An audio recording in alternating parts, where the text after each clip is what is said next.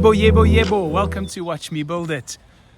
Inside of every man is a desire for adventure and a desire to create. We love expressing these desires and they take us to special places. But the desire for adventure often leads us down the wrong path and we can get lost. And in our ambition to create, we often make choices that are not the right choices. That's how you find the right thing, is by doing the wrong thing. Well, I recently bought the NMK 948 case based on the SKX design, but made for a Miyota 9 series movement. And I picked up the Andoandoando Spokes dial from the Namoki store. It was the only dial made for the 9 series Miyota movement, and I decided to build a watch. I also picked up their vintage blue leather strap for the build. I told you all about this last year. When I came to build the watch, I found that in my adventure, I'd made a wrong turn. Maybe I didn't make it, but a wrong turn had been made. So 2 things I need to let you know. That Andoandoando dial is made for the Miyota movement, but for a 3 o'clock crown position. This case takes a 4 o'clock crown position. So you have to take the feet off of the dial anyway.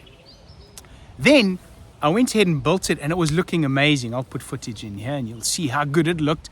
But I couldn't get the crown in, or the stem. I couldn't get the stem in. And the reason was that the thickness of the Andoando dial is 0.9 millimeters. That was bumping the stem height of the movement up and I couldn't get it to work. I've spoken to Namoki about this. Their experts have suggested perhaps if you put the watch together and you screwed the case back in, you might then get the crown in afterwards, having compressed the whole thing. I haven't tried that because I like the way the watch finally turned out so much. I don't know if I'm going to do that. Maybe I will, just because I feel obliged to you guys who've gone out and bought the dial. It is a beautiful dial and it will make a great watch one day. Nonetheless, what I did was I rummaged through a parts bin and I pulled out an old dial that I had hand painted. My sister asked me to paint a dial for her watch 2 years back. I'll put some footage in of the watch I made for her. But before I painted her dial, I practiced on an old dial that came off of a modded watch. It had a logo on it called Manbushiji. Nobody should name a watch Manbushiji. And that was why I painted that dial. I thought it was like a disposable thing. I used that dial. It's made for a DG movement or a Miyota 8215. I took the dial feet off because they don't align. And what do you know but that the date wheel lined up. So that was the first bit of learning. If you buy a standard dial off of AliExpress that's 28.5mm in diameter and that is made for a Miyota 8215 or DG movement, the date window will line up with the 9 series Miyota movement. Good learning. The other thing I found was I found an old pair of hands that I thought might work well, and they're made for a Miyota 8215 movement.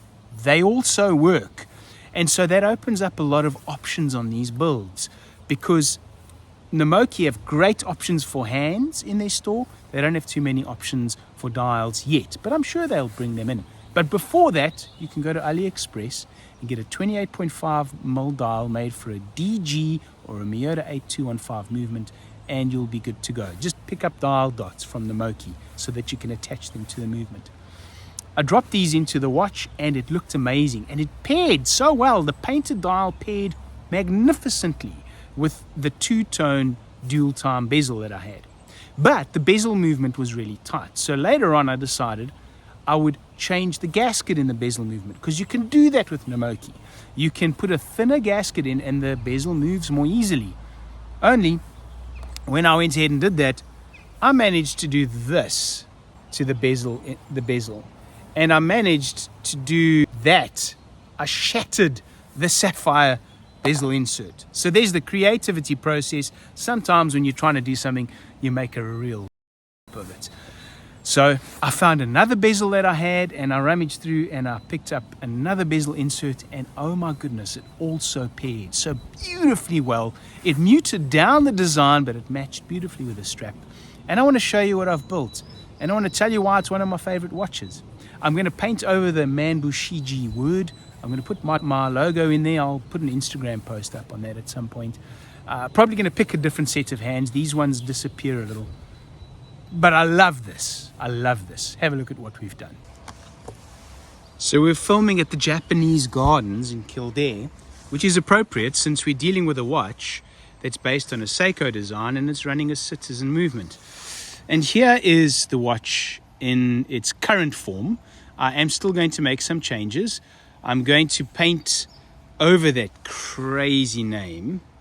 You can see me in the reflection, pardon me for that. And put my logo on there, and I'm going to choose a different set of hands from the Miyota offering in the Namoki store. So first things first, pardon me for the dirty gloves, I've touched the table. This strap is really nice. It's the blue Namoki vintage leather strap. It's really supple. I love it. It's really comfortable. And then there's this case. Okay, let's riff on this case. This watch turned out to be about 2 mil thinner than the standard thickness cases that are based on the SKX. I'm going to insert an image just so you can see the difference in thickness. This watch is slender, it's comfortable. Now this case is astonishingly good. Look at the finishing between the brushed and polished edges. Look at the finishing around the crown guards. Have a look here. There are 2 polished edges. There's one that runs the flank, and then there's one that tucks underneath the watch. And then you've got a beautifully brushed edge alongside of that. I cannot recommend this case enough. I really cannot. The bezel is a coin edge bezel, similar to the Marine Master. And then the bezel inserts I'm using is it's a sloped sapphire bezel off of another watch. But it's a beautiful blue, and it works so well with the strap. The 2 pair really, really well, and I love this build. I really do.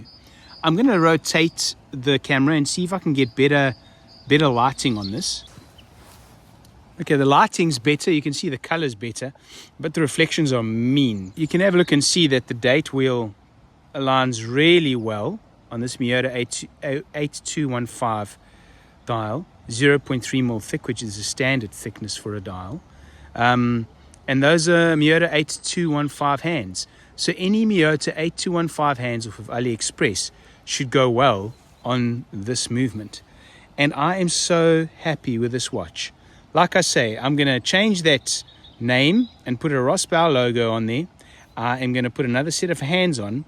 And this is one of my favorite builds ever. Wears superbly well. And I really would recommend pick up one of these cases for the Miyota. Pick up the Miyota movement. Get yourself a Miyota 8215 movement off of AliExpress, a set of Miyota hands from the Namoki store, or Miyota 8215 hands off of AliExpress, and a set of dial dots to attach everything. And go ahead and build yourself a super stunning, slender, very usable watch. I'm just going to spend a bit of time.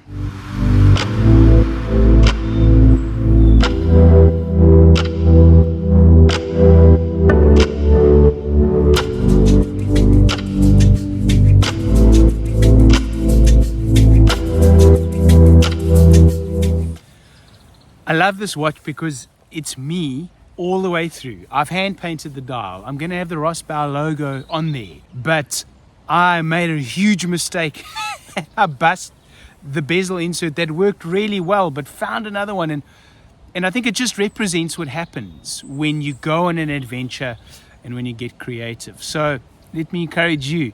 If you're looking for a hobby that's going to be both creative and adventurous, try watch building. It'll frustrate you sometimes, and it'll delight you other times. It'll annoy you on many days, and it'll leave you, in the end, I think, really satisfied. Thank you for watching, and I'll see you next time. Cheers.